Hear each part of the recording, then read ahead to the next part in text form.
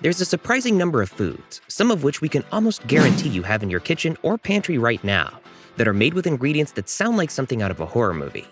They sound made up, so cringeworthy that they can't possibly be included in your favorite foods, but they are. Here are the products you'll never consume after seeing this video.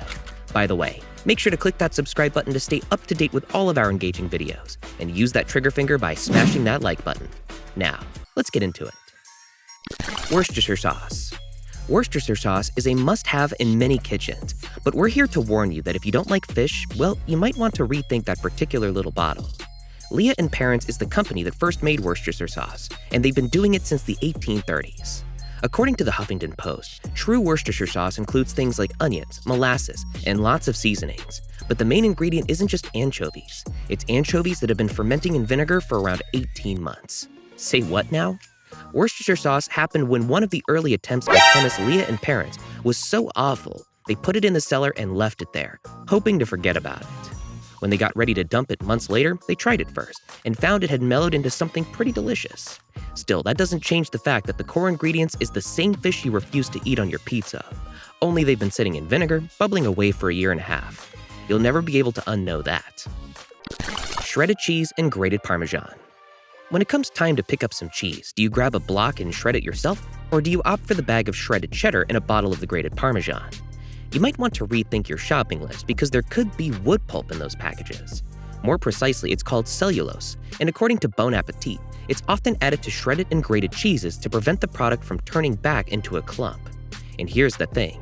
While there's a ton of sensationalized headlines claiming you're eating a byproduct of the wood industry, it's a plant fiber, that's not actually the problem. Cellulose is used in a ton of things, and it's perfectly safe and perfectly legal. No one wants clumpy cheese after all. So what's the problem? For one, you're getting ripped off. Even though the package might claim you're buying 100% real Parmesan, you're absolutely not getting a product that's just pure Parmesan.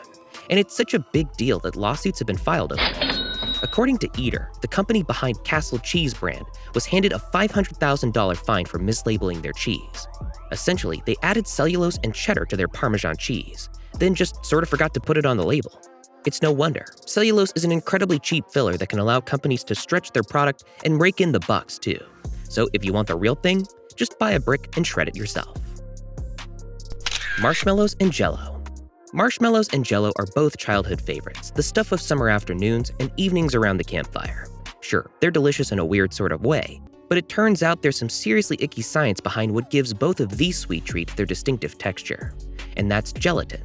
At one time, marshmallows were made from the marshmallow plant, but according to Scientific American, most commercial marshmallows are now made with gelatin, corn syrup, and sugar. Yum? Not exactly.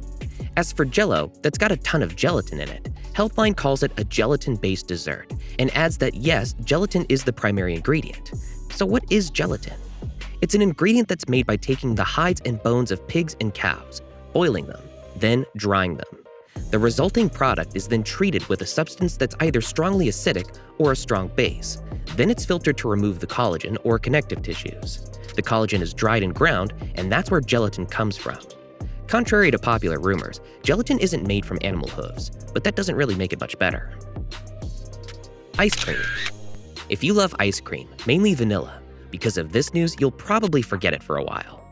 In 2013, Time magazine published an article where it said your vanilla ice cream may actually smell like beaver butt, and apparently they weren't lying. The mix that makes this cold dessert so delicious is usually milk, cream, sugar, and sometimes egg. An ingredient that many do not share with the public is called castoreum, which is a compound that beavers use to mark their territory. You can find this ingredient in other things like perfumes and many products with that smell. Jelly beans. Who doesn't love jelly beans? The stuff of Easter baskets and candy dishes throughout the spring. They're shiny little nuggets of sugary flavor, and while we're talking about shiny, let's look at where that shiny comes from. The coating of most jelly beans is actually called shellac, and if that rings some mental bells that make you think of woodworking class in high school, there's a very good reason for it. It's the same stuff that's been used to add a clear finish to wooden furniture for years, via the natural handyman, along with setting jewels and repairing broken pottery. That's got your attention, right? We're not done yet. According to Mental Floss, shellac comes from the female lac bug. The lac bug drinks tree sap, then secretes a resin that's harvested from where it's deposited onto trees. It's processed, dissolved in ethanol, and then sprayed on everything from hardwood floors to jelly beans. That's not the only sweet it's used in either. It's often an ingredient in confectioners' glazes, and if you see an additive identified by the number E904, you're eating bug secretions. Beer. No, say it ain't so. Yes, it's true, there's something in beer that's not only pretty gross, but that makes many brews completely unsuitable for vegetarians. The ingredient in question is called isinglass, and it's essentially a gelatin made from the swim bladder of fish. It's been used for a long time, since the 19th century according to the BBC. It's basically added to beers to help clarify them, because everyone likes a clear, brightly colored pint no matter what kind of beer you prefer. The bonus of using isinglass is that it doesn't change the taste or the smell of beer, but that's little comfort to either vegetarians or people who like their beer fish free. This is one thing that might be changing though, as brewers are looking for new, less icky methods of clarifying beer. Take Twisted Barrel Brewery. When they hit the scene in 2014, brewery owner and longtime vegetarian-turned-vegan Tim Bosworth refused to use the ingredient, saying nobody really wants to advertise that they filter their beer through a dead fish. Chewing gum. Chewing gum is definitely one of those love or hate things, and after you find out just what you're chewing on, it might fall into the hate category. The main part of gum is the gum base, and that's essentially the part that makes it rubbery and chewable.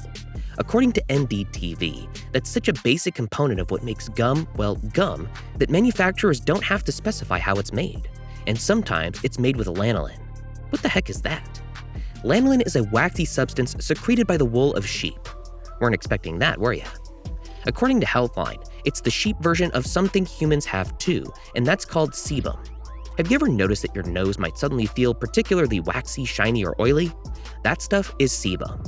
When it comes to sheep, they excrete lanolin as a sort of natural type of wool conditioner. It helps keep their wool waterproof, and when sheep are sheared and wool is processed, it's removed from the wool by putting it through a centrifuge. It's a common ingredient in things like lotions and moisturizers, and chewing gum. It's pretty safe, although health officials warn you shouldn't swallow a lot of it because it can cause lanolin oil poisoning. It's also possible that if you're sensitive to wool, you might have an allergic reaction to lanolin, so you might want to put the brakes on that chewing gum habit. Which among these products is or are in your kitchen right now? Let us know in the comments section below. And hey, if you enjoyed this video, don't forget to like and subscribe to our channel so we can continue giving you the best content. Thanks for watching, and we'll see you in the next video.